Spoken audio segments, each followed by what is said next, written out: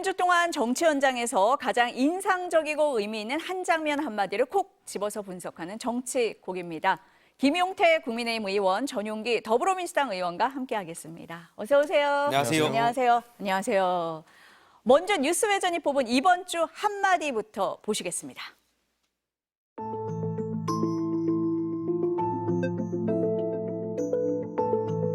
이번 그 사건을 보면은 실제 아무런 일도 일어나지 않았는데 뭐 지시를 했니, 지시를 받았니, 뭐 이런 얘기들이 마치 어떤 호수 위에 떠 있는 달 그림자 같은 거를 쫓아가는 그런 느낌을 좀 많이 받았고요.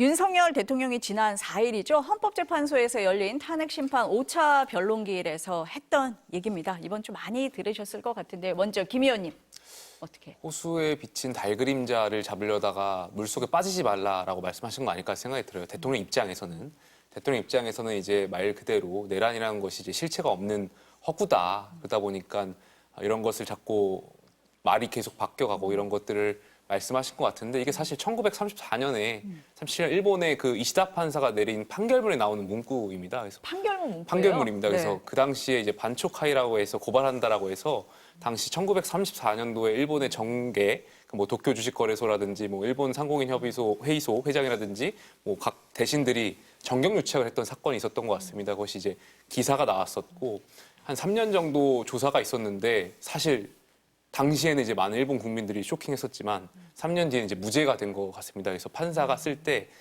물속 위에 떠 있는 그 달 그림자를 쫓는 그런 허구에 대한 이야기를 한 건데 아마 그걸 차용해서 대통령도 본인 생각에는 내란이란 것이 허구임을 증명하려고 하는 말씀하신 거 아닌가 그런 생각이 듭니다. 전 의원님 어떻게 들으셨어요? 네, 김 의원님 말씀하신 것처럼 그때 당시에 일본에서 있었던 일들을 인용하면서 실체가 없다라는 이야기를 지속적으로 하고 계신 것으로 이해했습니다. 그러나 실체가 없지 않죠. 우리가 12.3 계엄을 그때 당시 전 국민이 TV를 통해서 봤던 것이고 저는 김용태 의원 같은 경우는 그때 계엄군이 들어오는 상황까지도 직접 목도했습니다. 그게 실체가 없다라고 한다면 도대체 무엇이 실체가 있는 것인지 되묻지 않을 수가 없는 것이고 윤석열 대통령 입장에서는 본인의 신뢰가 없었기 때문에 이것을 인정하고 싶지 않은 느낌이었습니다. 그러니까 본인은 이번 계엄을 통해서 제대로 된 장기 집권을 생각을 했던 것 같은데 실제로는 실패를 했죠. 그러나 실패를 인정할 줄 모르는 분들 중에 한 분이기 때문에 본인은 실리가 없다라고 평가를 하신 것 같고 그것이 실리가 없기 때문에 실체도 없어야 한다. 실체가 없어야만 본인은 내란 수괴 혐의를 벗어날 수 있고 이 탄핵 정국을 헤쳐나갈 수 있다라는 그 마음속에 있는 소망 정도를 이야기한 것 아닐까 싶은 것이고요. 그때 당시 일본에 있었던 일과 지금 윤석열 대통령이 내란 수괴로 탄핵 소추에 놓인 것은 전혀 다른 문제고 실체는 명확히 있다라는 말씀을 드리고 싶습니다.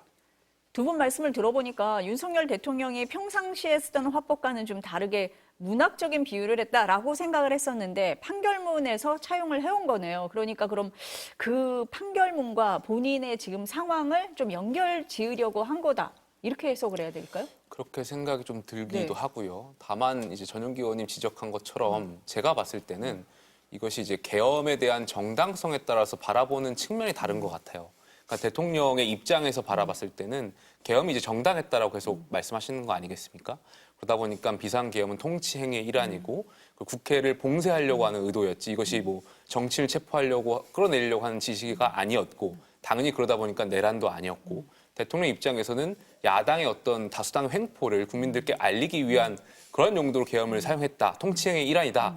이렇게 주장하다 보니까 아무래도 12월 6일 날 이제 각종군 특전사령관이라든지 뭐 이런 분들이 김병주 의원 유튜브에 나와서 했던 말들이 인해서 그때부터 이제 대통령이 내란 혐의가 이제 많은 국민들이 이야기하기 시작했고 이것이 결국에 다 조작이다 이렇게 말씀하시는 것 같고요. 또 말씀하셨던 것처럼 이제 전윤기 의원이 지적한 것처럼 비상계엄이라는 것이 실제로 있었고 이것이 저도 이제 정당하지 않았다라고 보여지는데 그렇게 생각하시는 분들은 실체가 12월 3일 날 실제로 군인이 동원됐었고 국회와 선관위를 봉쇄하려고 했던 시도 자체가 권리남용인가 아닌가에 대한 이런 여러 가지 이제 문제점들이 있다 보니까 대통령이 바라보는 이 계엄과 또 다른 사람들이 바라보는 계엄과 그 요건이 좀 다른 것 같습니다. 그러다 보니까 헌재 변론이라든지 이런 과정들이 서로 상충되거나 다른 이야기를 하는 거 아닌가 그런 생각이 들고 결과적으로 헌재가 집중해야 될 것은 그래서 이러한 전반적인 이 계엄의 상황들 이것이 정말 국한 논란에 해당되는지 아닌지에 대한 그 논란을 아마 판결하지 않을까 생각이 듭니다. 그러니까 윤석열 대통령이 혼자서 계엄 요건을 다르게 해석했기 때문에 이런 이야기를 했다라고 한다면 윤석열 대통령은 독재국가에나 살았을 만한 인물이라고 저는 생각을 합니다. 국회 봉쇄를 말씀하셨는데 국회 봉쇄하면 그게 바로 즉시 내란 행위가 되는 겁니다.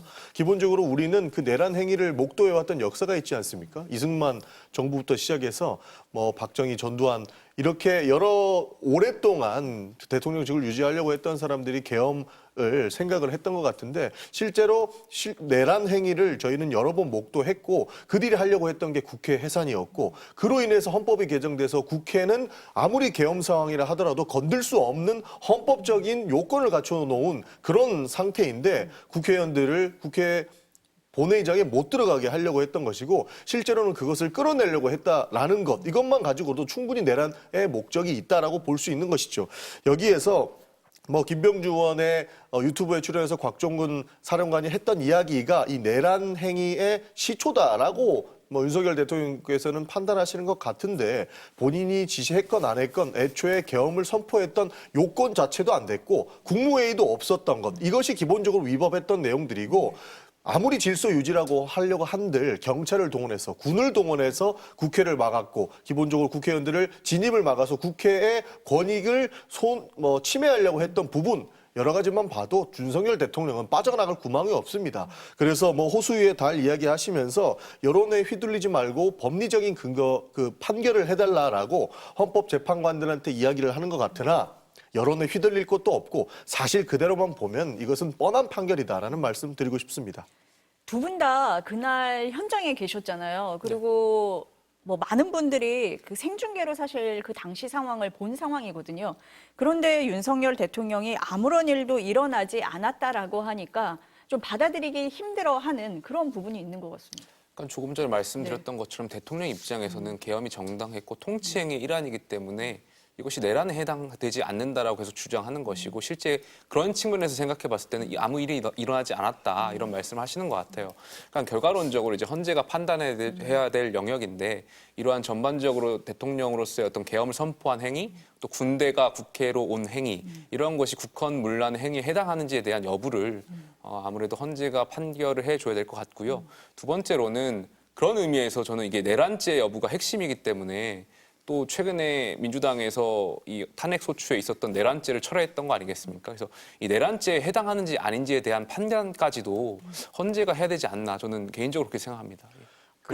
예, 말씀하세요. 그러니까 윤석열 대통령이 본인은 계엄이 정당한 통치 행위였다라고 주장한다면 여러 군과 경찰을 동원해서 국회의원들을 끌어내라고 했던 것 그리고 국회를 봉쇄하려고 했던 것을 왜 부인합니까?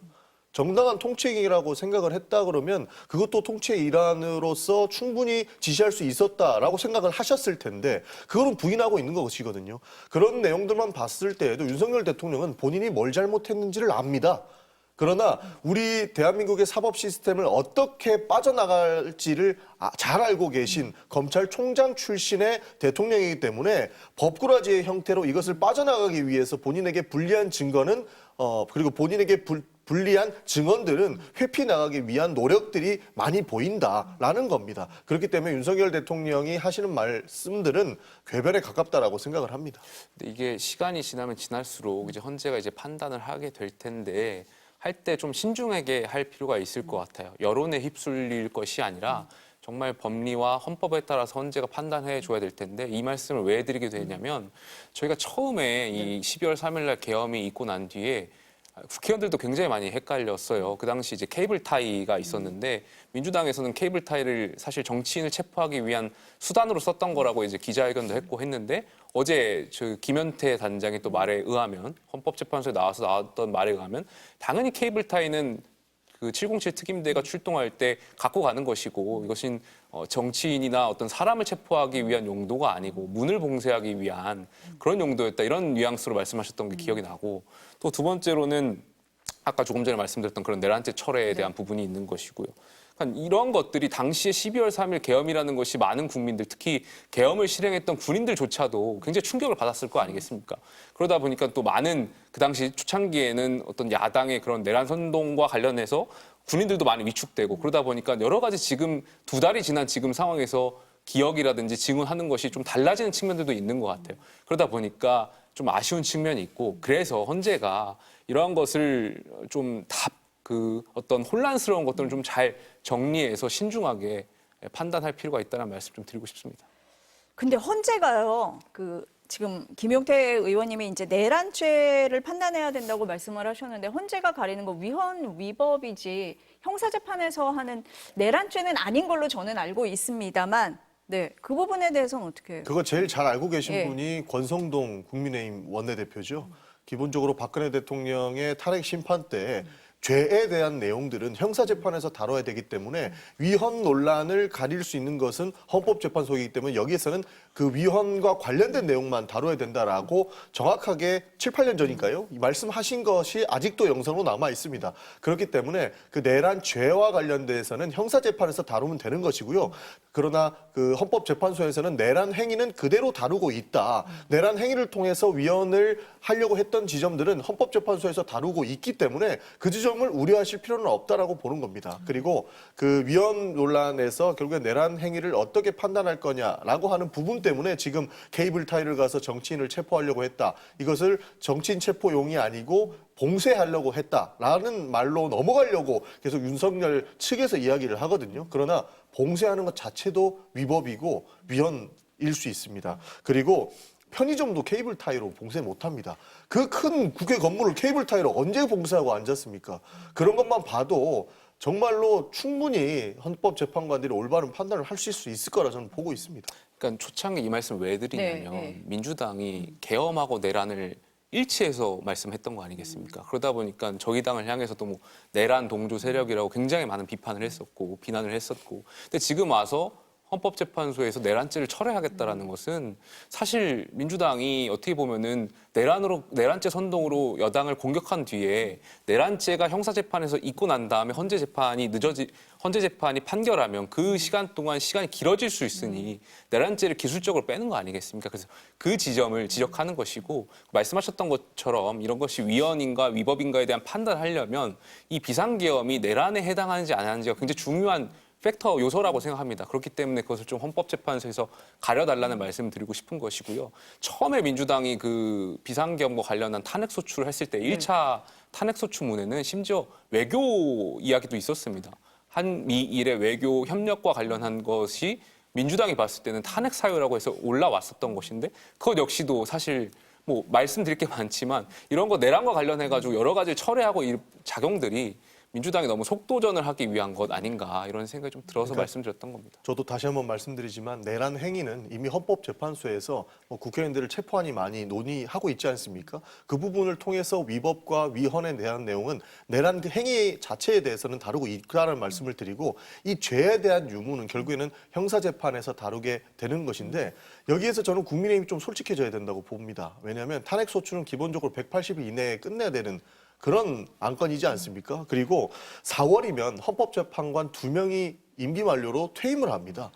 사실상 형사재판이 끝나고 나서 탄핵 심판을 하라는 거는 180일도 넘길 것이고 4월에 헌법재판관들도 임기 만료로 퇴임한 이후에 아예 헌법재판소를 마비시켜 놓고 본인들의 재판을 하자라고 하는 거는 그냥 탄핵 심판을 시간 끌어서 무효화시키겠다라고 하는 그런 계획이다라고밖에 안 보이는 겁니다. 그래서 솔직해져야 된다라고 말씀을 드리는 것이고 내란죄는 형사재판에서 위헌 여부는 헌법재판소에서 하는 것이 당연하기 때문에 저희는 그에 대한 당위성을 말씀드리는 겁니다.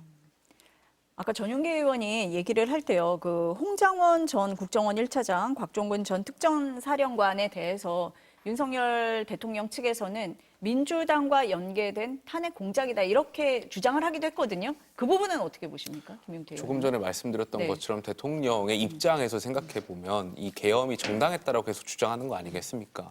민주당의 어떤 다수당 횡포를 알리기 위한 것 그리고 대통령의 말을 빌리자면 이제 부정선거와 관련해서 선관위의 어떤 그런 의혹을 해소하고자 비상계엄을 했다라고 계속 주장하고 계신 것이고 그러다 보니까 그 당시 12월 3일에는 이제 내란과 관련해서는 크게 대두되지 않았는데 12월 6일 날 말씀하셨던 그 특전 사령관이 김병주 의원의 유튜브에 나오면서 여러 가지 발언들을 했던 거 아니겠습니까? 근데 그 발언도 지금과 계속 뭐 증언이 달라지고 있는 측면들이 있는데 어찌되었든 그 발언 이후에 내란죄에 대한 혐의들이 여론전이라든지 이런 것들이 많아졌다 이런 말씀을 하시는 것 같아요. 근데 근본적으로 다시 지적을 하자면 이것이 비상계엄을 어떻게 생각하느냐에 따라서 대통령 측과 또 다른 사람들의 어떤 바라보시는 지점이 다른 것 같고요.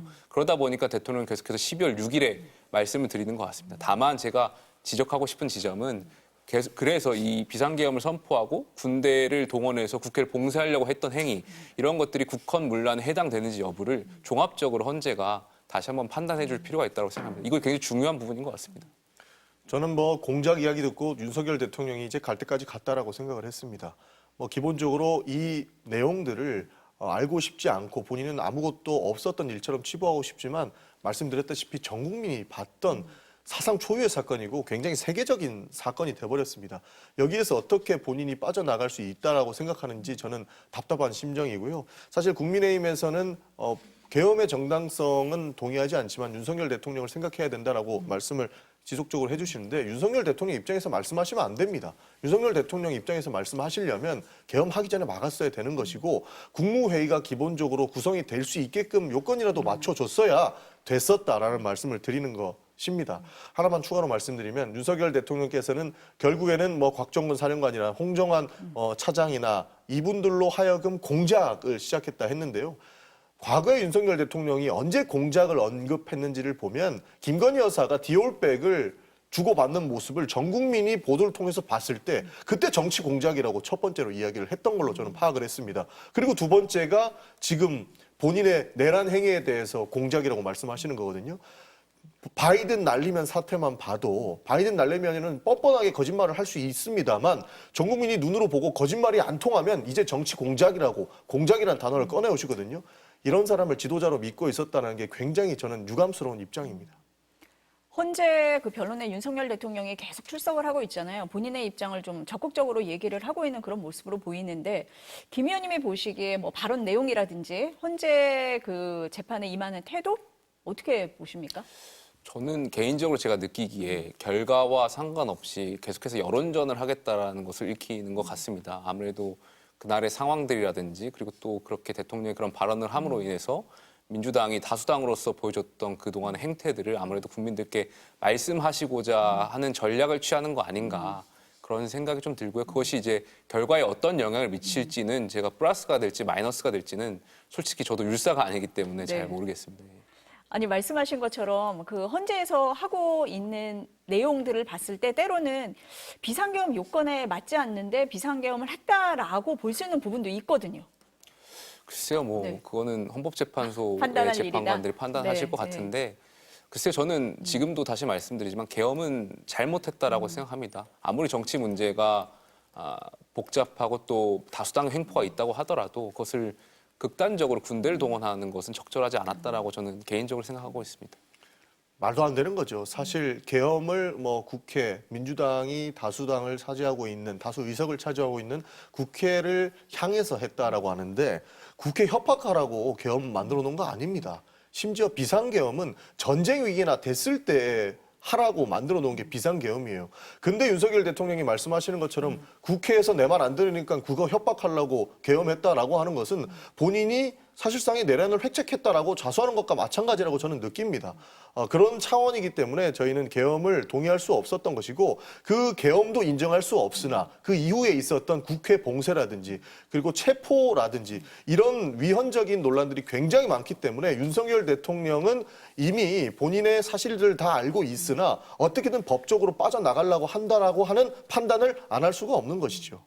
그럼 지금 헌재에서 하고 있는 그 발언이나 태도를 봤을 때도 그런 부분에 집중하고 있다 이렇게 보시는 거예요? 빠져나가기 네. 위한 거라고 생각을 합니다. 조금 전에도 말씀드렸지만 본인이 정말로 올바른 통치 행위로서 계엄을 선포했다고 한다면 끌어내라라고 했다든지 그리고 질서 유지를 위해서 국회를 봉쇄하라라고 했든지 이런 부분들 이미 그 다른 그 군과 경찰에서는 얘기하고 있지 않습니까? 근데 대통령은 내가 시킨 적 없다라고 하고 있고 결국에는 본인이 지시했던 군과 경찰을 거짓말쟁이로 만들고 있어요. 본인 책상에는 모든 책임은 내가 진다라고 하는 명언을 올려놓고 결국에는 나는 책임 없으니까 니네가 책임져 라고 하고 있는 모습들을 보면 국민들이 굉장히 분노할 지점이라고 저는 생각을 합니다. 김용태 의원님이 앞서서 하신 말씀을 제가 들어보면은 헌재 탄핵 심판 속도 조금 빠르다라고 느끼고 계실 것 같아요. 아무래도 네. 뭐 지금 그 계엄을 실행하신 분들하고 대통령하고의 의견이 계속 갈리고 있는 부분이고 저도 계속 헷갈려요. 그러니까 제가 생각하는 계엄이 잘 됐고 잘 못했고 이걸 떠나서 어쨌든 대통령이 정말 정치인 체포를 지시한 건가? 그 홍장원 전 차장이 썼던 메모는 누구의 말을 듣고 그 정치인 명단을 작성한 걸까를 두고도 처음에는 대통령이 했던 걸로 알려져 있는데 변론 과정을 보면은 또 여인영 전 사령관이 했던 걸로 또 알려지고 이게 계속해서 혼재되다 보니까 아마 재판관들도 그날의 실체적 진실에 대해서 굉장히 헷갈릴 것 같고 이런 것이 이제 많은 진술들을 좀 듣다 보면 아무래도 시간이 좀 더 필요하지 않을까 그런 생각이 좀 듭니다. 전 의원님은 어떻게 생각하세요? 검찰 공소장 보면은 충분히 이해할 만한 내용들이 많이 나올 것 같습니다. 헌법재판관들도 검찰의 공소장 내용들을 꼼꼼하게 보고 있는 것으로 알고 있거든요. 그런 것들을 보면 될 것 같다는 생각이 먼저 듭니다. 윤석열 대통령이 본인에 대한 체포영장을 지속적으로 방탄하였고 시간을 끌면서 나오지 않았던 것은 증거인멸로도 볼 수 있는 게 많은 사람들이 회유당했다고 생각을 하지 않습니까? 검찰에서 했던 진술과 지금 헌법재판소에서 나오는 진술들이 달라지고 있어요. 그리고 불리한 대답들은 하고 있지 않습니다. 이런 부분들을 봤을 때 실제로 기억에서 지워진 부분도 있겠죠. 그러나 그 계엄이 있고 나서 며칠 안 돼서의 기억과 한 달, 두 달이 지났을 때의 기억은 충분히 달라질 수 있겠습니다만 저희가 객관적으로 봤을 때 어느 것이 더 신빙성이 있느냐라고 한다면 가까운 시일 이내의 기억이 훨씬 더 신빙성이 있다는 것은 헌법재판관도 더 잘 알 겁니다. 그래서 이 사람들의 말이 바뀐다든지 공소장과 전혀 다른 내용의 이야기를 한다든지는 충분히 추측 가능한 부분이고 판단 가능한 부분이라고 저는 생각합니다. 김용태 의원님은 조금 더 시간을 가지고 좀 짚어볼 필요가 있다라는 쪽이신 것 같고 전용계 의원님은 이미 다 나온 상황 아니냐 이렇게 보시는 것 같습니다. 다음 키워드 한번 보겠습니다. 이번 주 두 번째 키워드입니다. 방어권인데요. 윤석열 대통령, 민주당 이재명 대표 지금 다 재판을 받고 있는데 방어권이란 말이 양쪽에서 다 나오고 있습니다. 먼저 이재명 대표 얘기부터 좀 해볼게요. 공직선거법 2심 재판을 받고 있는데 허위 사실 공표죄가 표현의 자유를 과도하게 제한한다면서 위헌 법률 심판을 신청했습니다. 어떻게 보세요? 그러니까 이것과 관련해서는 이미 과거에 법원의 판단을 할 때 신청했던 전례가 있었고 그 당시에도 이제 이미 한 번에 헌재 판단이 있었던 걸로 알고 그뿐만 아니라 대법원의 많은 판례가 이것을 기각했던 판례들도 있습니다. 그럼에도 불구하고 이재명 대표께서 또다시 위헌 법률 심판을 신청한 그 배경에 대해서는 그 진위가 결과적으로는 조금이라도 재판을 밀어보고자 하는 거 아닌가. 물론 이제 야당에서는 피고인으로서의 어떤 권리다 주장할 수 있는데 조금 전에 말씀드렸던 것처럼 이것과 관련해서 이미 여러 판례들이 존재하기 때문에 또다시 신청하는 것은 결과론적으로는 재판을 지연하기 위한 그런 전략으로 쓰는 거 아닌가 생각 들어요. 이것을 처음에 쓰실 때 언론 보도가 많이 있었고 그 당시에 이재명 대표가 쓴 게 아니고 검토 중이다. 그리고 안 쓸 것처럼 했는데 결국에 쓰셨어요. 그래서 이런 것을 봤을 때는 조금이라도 재판을 지연하려고 하는 의도가 있지 않나 개인적으로 그렇게 생각합니다. 어떻습니까? 이 재판도 시간 두고 보면 안 됩니까? 그 불법 계엄을 하고 나서 전 국민이 말도 안 되는 상황을 목도한 재판은 시간을 두고 봐야 되는데 이재명 대표의 선거는 위헌과 관련된 내용이 있을 수도 있는 상황에서 빨리빨리 끝내야 된다라고 하는 것은 저는 앞뒤가 안 맞다고 생각을 합니다. 기본적으로 선거법 2심과 관련해서는 국민의힘에서는 대대적으로 법원을 압박하고 있어요. 그래서 실제로 법원에서 시일이 많이 당겨졌다고 저희는 느껴지거든요. 그 부분에서 저희는 구성 요건의 불명확성을 지적하면서 그러면 우리도 이거 위헌 논란이 있을 수 있으니 한번 청구를 해보자라는 것이거든요. 그러나 이것이 마냥 늘어질 사건도 아닌 게 기본적으로 재판부에서 받아들이지 않으면 그대로 재판 진행되는 겁니다.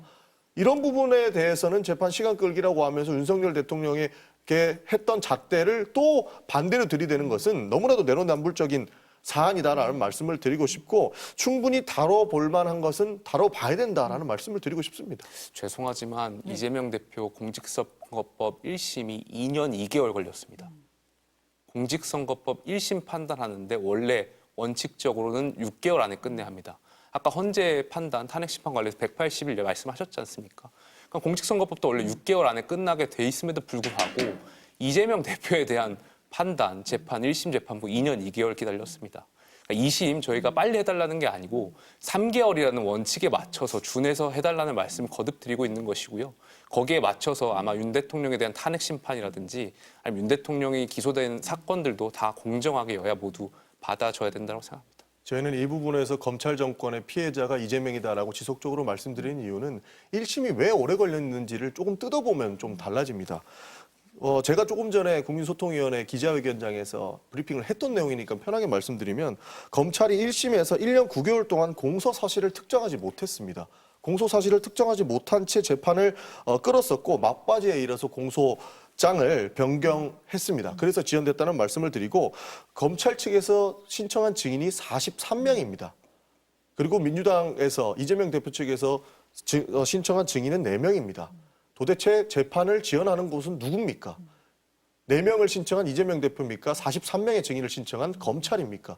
이런 것만 봐도 민주당이 재판을 시간 끌기 하려고 하는 것이 아니라 뚜렷하게 이재명을 지속적으로 재판 과정에 올가매려고 하는 이 검찰 정권에서 비롯된 내용들이 아닐까라고 저희는 강력하게 요구를 하는 것이죠.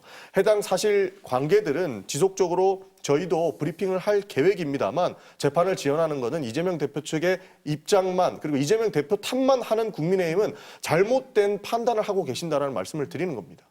김용태 의원님이 말씀하신 2년 2개월이라는 것은 이재명 대표 측이 아니라 검찰에서 지원을 한 거다라고 주장을 하시는데 그렇습니까? 이재명 대표께서 네. 정말 그 재판이 공정하고 빠르게 진행되기를 원하신다면 앞으로 이재명 대표가 갖고 있는 12개 혐의의 5개 재판 모두 그렇게 빨리 공정하게 신속하게 재판이 이루어졌으면 좋겠다는 말씀을 드리고 싶습니다.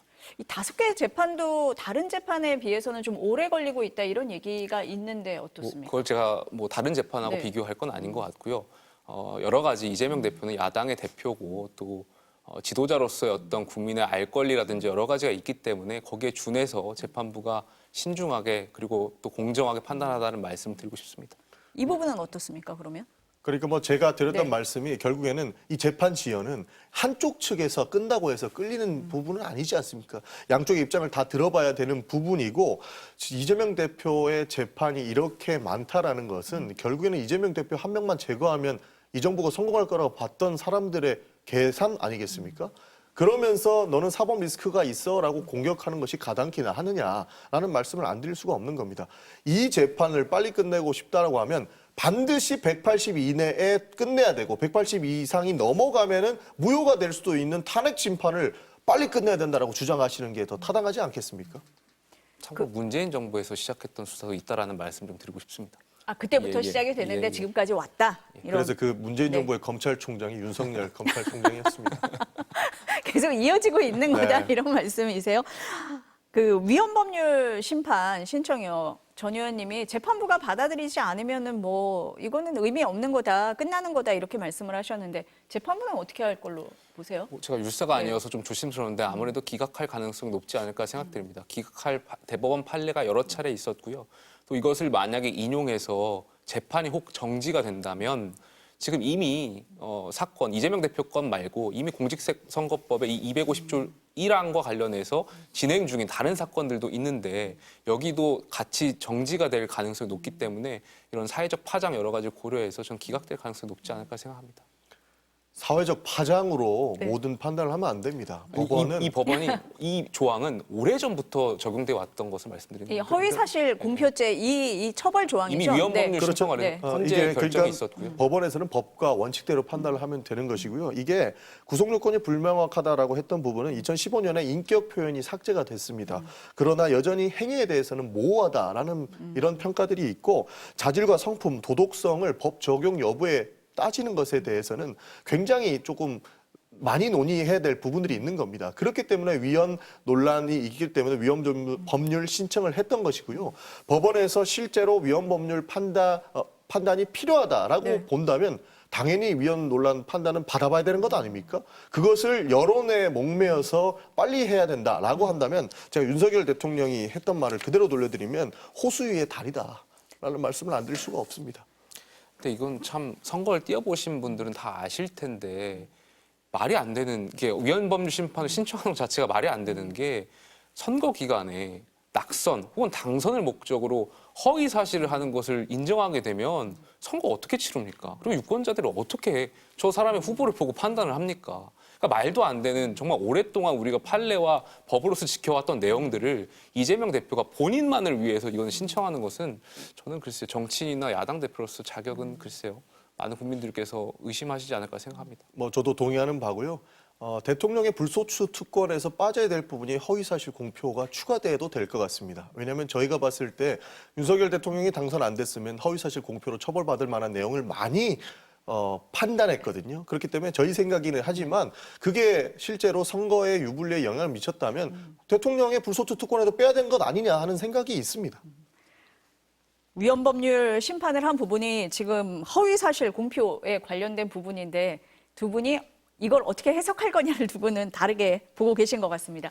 마지막으로 짧게 여쭤봐야 될 것 같은데 윤석열 대통령은 구속 취소 청구를 했잖아요. 법조계에서 좀 이례적이다 이런 얘기가 나왔습니다. 이 부분은 어떻게? 보석이라든지 여러 네. 가지 그런 것들을 신청할 줄 알았는데 구속 취소를 네. 말씀하셔서 다들 좀 당황하신 것 같고 다만 이제 저는 율사가 아니어서 제가 법적인 해석은 잘 모르겠습니다만 이미 구속 기소가 된 상황이고 그렇다면 증거 인멸에 대한 우려라든지 도주 우려가 없기 때문에 충분히 고려해 볼 수 있는 판단 아닌가 개인적으로 생각합니다. 예. 구속 사유가 없어진 거다. 이미 이런- 증거 기소가 됐기 때문에 증거 인멸 그렇게. 우려가 없어지지 않았나 생각합니다. 어떻습니까?